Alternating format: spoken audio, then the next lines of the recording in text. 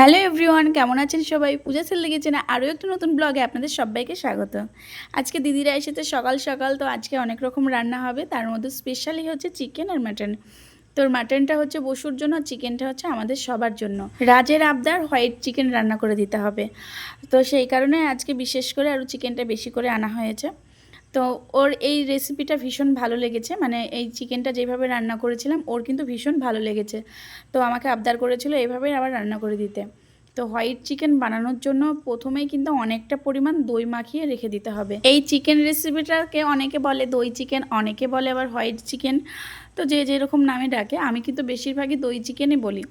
তো প্রথমে দইটা ভালোভাবে মাখিয়ে নিতে হবে। আর এখানে কিন্তু 3 কিলো আমি চিকেন নিয়েছিলাম, সেখানে 1 কিলো দই দিয়েছি।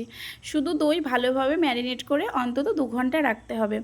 তো দই চিকেন বানানোর জন্য সমস্ত উপকরণ কিন্তু আমার এদিকে গোছানো হয়ে গেছে। তো ফার্স্টে ভাবলাম যে মাটনটা নিয়েছি সেটা একটু ম্যারিনেট করে নিই, কারণ মাটনটাও যদি ম্যারিনেট করে কিছুক্ষণ রেখে দিই তাহলে সেটাও কিন্তু ভালো হয়। তো ফার্স্টে আমি দিয়ে দিয়েছি লবণ, হলুদ আর একটু কাশ্মীরি লঙ্কার গুঁড়ো দিয়ে দেবো। এবার মাটনটা স্পেশালি বসুর জন্য নেওয়া হয়েছিল, আর বসু বেশি তেল মশলার খাবার খেতে পছন্দ করে না, তো সেই কারণে আজকে একদম যতটা কম পারা যায় ততটা মশলা কম দিয়ে কিন্তু রান্না হবে। তো এখানে আমি সমস্ত মশলা বলতে ওই লবণ, হলুদ আর কাশ্মীরি লঙ্কার গুঁড়ো দিয়ে দিলাম, আর দিয়ে দিলাম সরিষার তেল। এবার ভালোভাবে ম্যারিনেট করে কিছুক্ষণ আমি রেখে দেব।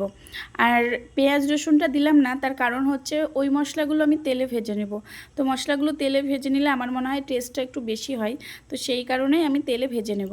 তো ফার্স্টে মাটন রান্না করার জন্য প্রথমে দিয়ে দিলাম সরিষার তেল, তারপরে দিয়ে দিলাম গোটা গরম মশলা, আর দিয়ে দিলাম শুকনো লঙ্কা, তারপরে অল্প পরিমাণ পেঁয়াজ বাটা দিয়ে দিলাম।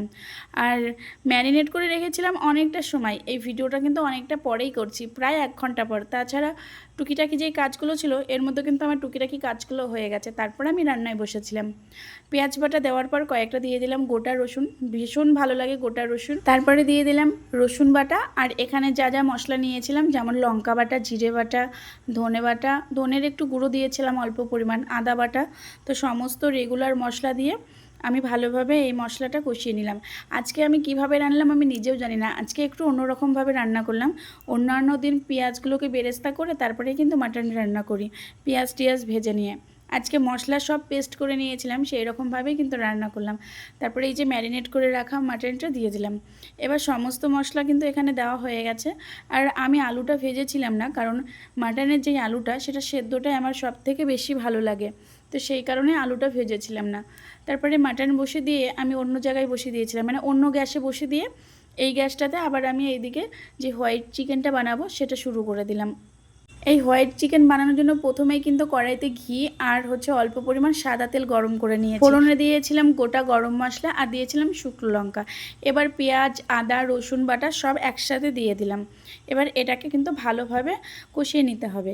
আর অল্প পরিমাণে দিয়েছিলাম ধনের গুঁড়ো। এই রান্নাটাতে আমি কিন্তু আজকে হলুদের গুঁড়ো ব্যবহার করব না, আর কাশ্মীরি লঙ্কার গুঁড়োটা দিচ্ছি, একটু লালচে কালার হবে, সেই কালারটা দেখতে খুব ভালো লাগে সেই কারণে। অনেকে কিন্তু এই হোয়াইট চিকেন বানানোর সময় কাশ্মীরি লঙ্কার গুঁড়োটাও দেয় না, তবে কাশ্মীরি লঙ্কার গুঁড়োটা দিলে সাদার মধ্যে একটু লাল লাল ভাব থাকবে, সেটা কিন্তু বেশ ভালো লাগে। এবার দিয়ে দিলাম স্বাদ মতো লবণ। সমস্ত কিছু মশলা দেওয়ার পর এখন কিন্তু ভালোভাবে মশলাটা কষিয়ে নিতে হবে। মশলা যখন কষানো হয়ে যাবে, তেল ছেড়ে দেবে, তখন আমি পুরো চিকেনটা এর মধ্যে দিয়ে দিলাম। চিকেনটা ম্যারিনেট করা প্রায় 2 ঘন্টা হয়ে গেছে। দই দিয়ে যেহেতু ম্যারিনেট করেছিলাম সেই কারণে ফ্রিজে রেখেছিলাম। যেহেতু এখানে শুধু টক দই ছিল সেই কারণে অনেকটা পরিমাণ জল বেরিয়ে আসে যদি বাইরে রাখা হয়, সেই জন্য ম্যারিনেট করে ফ্রিজে রেখে দিলে জলটা আর বেরোবে না। এদিকে কিন্তু আমাদের মাটন প্রায় রান্না হয়ে এসেছে, মাটনটা কষানো হয়ে এসেছে। আর হঠাৎ করে আবার সবাই বললো যে একটু ফ্রাইড রাইস করতে, যেহেতু চিকেন মাটন দুটোই হচ্ছে। তো দিদিকে দিয়েছি এখানে সবজি বানাতে। বাড়িতে অনেক রকমের ক্যাপসিকাম ছিল, মানে অনেক রকম কালারের, তো ভাবলাম একটু কালারফুল আমি ফ্রাইড রাইস বানাবো। তো সেটা আমার মেয়ে ভীষণ ভালোবাসে, আর ভাই এদিকে তাকিয়ে তাকিয়ে দেখছিল, দেখো দেখে মনে হচ্ছে একদম পুরো ভিলেন। আর এদিকে ছেলেমেয়েরা সবাই খেলা করছিল, আর রাজ বসে বসে এখানে মেকআপ করে দিচ্ছিল সানাকে, মানে ও নিজে মেকআপ করছিল, যখন আমি ভিডিও করছিলাম তখন ও সানাকে মেকআপ করে দিয়েছে। আর এই নিয়ে শুরু হয়ে গেল ঝামেলা। এরা 3 জন যখন এক জায়গায় থাকে একটুও কিন্তু পড়ে না, সব সময় মারামারি। 1 মিনিট তো দূরের কথা, মনে হয় 1 সেকেন্ডও ওরা স্থিরভাবে বসতে পারে না। তো এইরকম মারামারি করছিল। তো যাই হোক, ওদেরকে থামিয়ে এসে তারপরে চলে আসলাম চিকেন রান্নার দিকে। তো চিকেনটা প্রায় হয়ে এসেছে।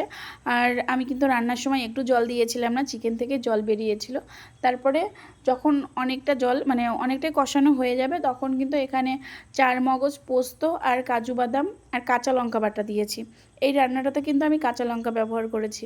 তারপরে ভালোভাবে কষিয়ে কষিয়ে নামিয়ে নিতে হবে, মানে যখন জলটা পুরোপুরি একদম শুকিয়ে যাবে আর চিকেনের কালারটা দেখো কত সুন্দর লাগছে, নামানোর আগে তখন একটু ঘি আর একটু গরম মশলা দিয়ে নামিয়ে নিতে হবে। হোয়াইট চিকেন কিন্তু পুরোপুরি সাদা হয়, একটু লালচে ভাব হয় না, কিন্তু আমার এই কালারটা ভীষণ ভালো লাগে, সেই কারণে আমি অল্প একটু কাশ্মীরি লঙ্কার গুঁড়ো দিয়েছিলাম, তার জন্য কালারটা এত সুন্দর এসেছে। চিকেন রান্নার পর এবার ফ্রাইড রাইসের জন্য চালটা সেদ্ধ করতে বসে দিয়েছি। গরম জলে অল্প পরিমাণ তেল আর লবণ দিয়ে কিন্তু চালটা সেদ্ধ করতে দিয়েছি। এদিকে কিন্তু আমাদের মাটনটা হয়ে এসেছে। চিকেনটাতে আমি কোনো ঝোল রাখিনি, কিন্তু মাটনে একটু ঝোল রাখতে হবে।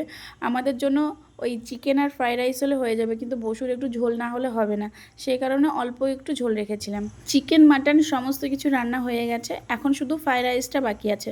তো ফ্রাইড রাইস বানানোর জন্য প্রথমে ঘি গরম করে নিয়েছি, তাতে ফোড়ন দিয়েছিলাম গোটা গরম মশলা, শুকনো লঙ্কা, তেজপাতা।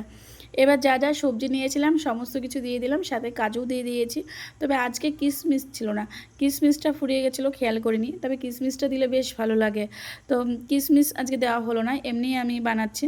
তো সবজিগুলো যখন ভালোভাবে সেদ্ধ হয়ে গেছে তখন দিয়ে দিলাম চিনি।